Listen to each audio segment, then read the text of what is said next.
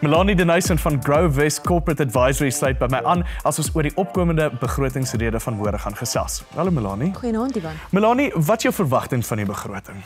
Groot verwagtinge Divan. Na verlede week se staatsrede deur Cyril Ramaphosa moet ek sê is daar groot verwagtinge op veral minister Tito Mboweni se skouers.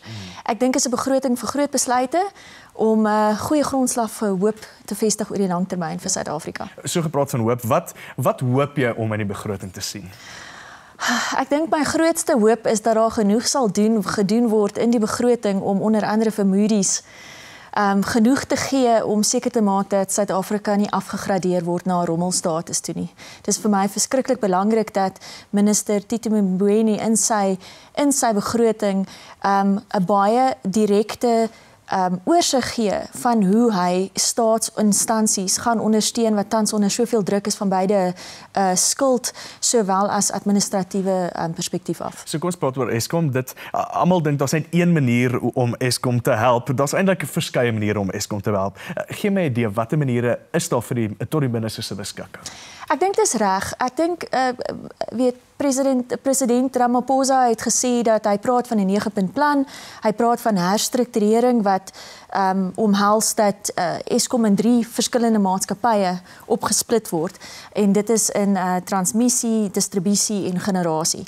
En die voordeel daarvan natuurlik is dat generasie is die probleemkind uit die 3. Dis waar die grootste probleme tans is en dis waar die grootste skuld op hierdie stadium opgetel word. So as jy distribusie en transmissie op hulle eie kan los om hulle eie befondsings sources te kry, dan het jy reeds van daai 2 maatskappye 'n selfstaande maatskappy gemaak wat homself kan dra. Ek dink nie privatisering is 'n opsie nie. Ek dink die tariewe in 'n privaat maatskappy oorleef net as sy eie koste kan diens.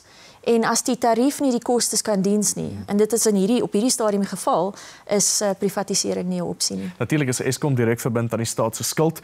Nog iets wat die graderingsagentskappe sê, is hulle praat van 'n debt ceiling of 'n skuldplafon. Wat presies is dit waarvan hulle praat? So die tans beloop, die vooruitskatting van skuld teen gross domestic product op hierdie stadium word verwag op 60% teen 2020.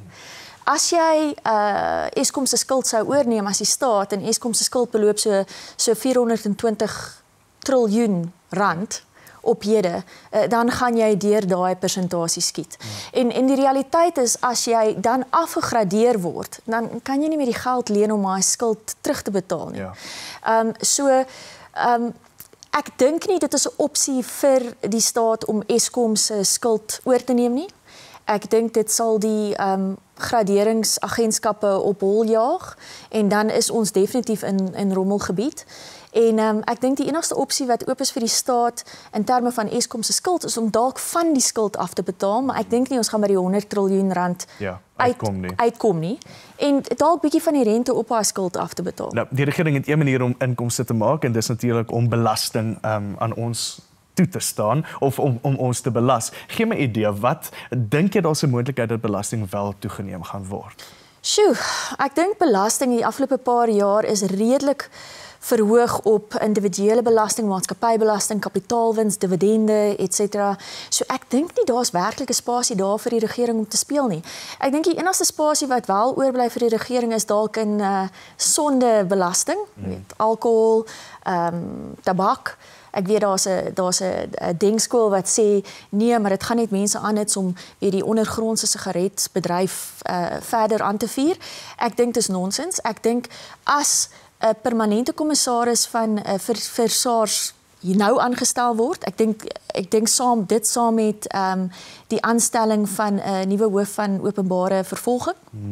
Ek dink kan SARS regtig agter hierdie belastingtekort wat as gevolg is van ontwyking daar 'n groot gat daarmee stop. Die NGV is iets wat nou al baie keer genoem is in baie begrotingstoesprake. Waar presies dink jy is die regering met dit? Sjoe, die NGV is vir my bietjie problematies. Ek dink daar is voorstelle wat gemaak is wat dalk nie wetlik is of grondwetlik sal staan nie.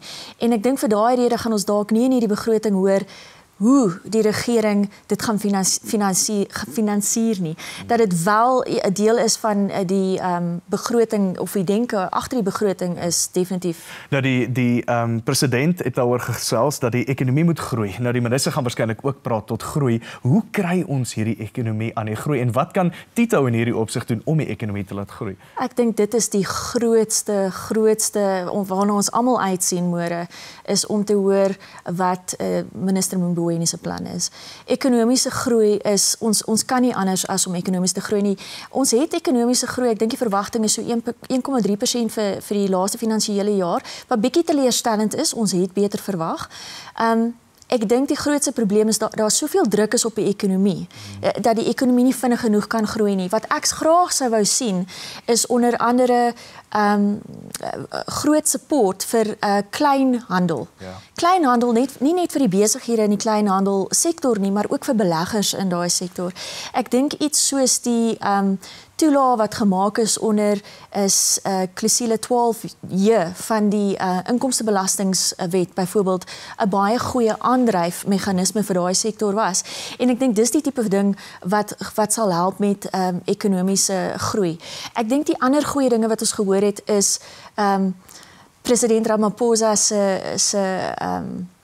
se roadshows na die internasionale beleggers toe. En dit het wel 'n paar miljoen of paar triljoen dollars in die bank ingebring en wat ons kan sien uitgevoer word in die of geïmplementeer word oor die volgende jaar.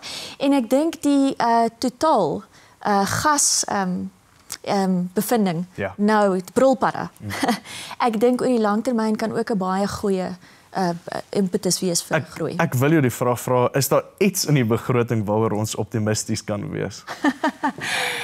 Ek dink ons kan optimisties wees oor die feit dat daar nie meer speling is vir verdere heffings op persoonlike belasting nie. Die kerwe vir persoonlike belasting en wanneer dit gehef word, mag dalk bietjie aangeskuif word.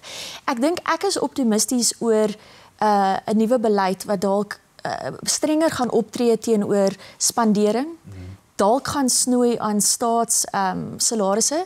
Ek meen staatssalarisse is so wat 35% van die algehele begroting. Dis nie volhoudbaar nie. So daai is die tipe van dinge. Ek hoop hierdie moeilike besluite gaan deurkom en ek dink dit maak my gelukkig. Dit maak my positief. Melanie, baie dankie hoor. Dankie Divan. Etienne de Bruin het in 2000 van Suid-Afrika na die VSA geëmigreer en 'n interessante organisasie daar begin. Ons neem 'n vinnige breek en gesels net hierna oor 7 CTO's en die groeiende rol van 'n tegnologie hoof. Bly waar jy is.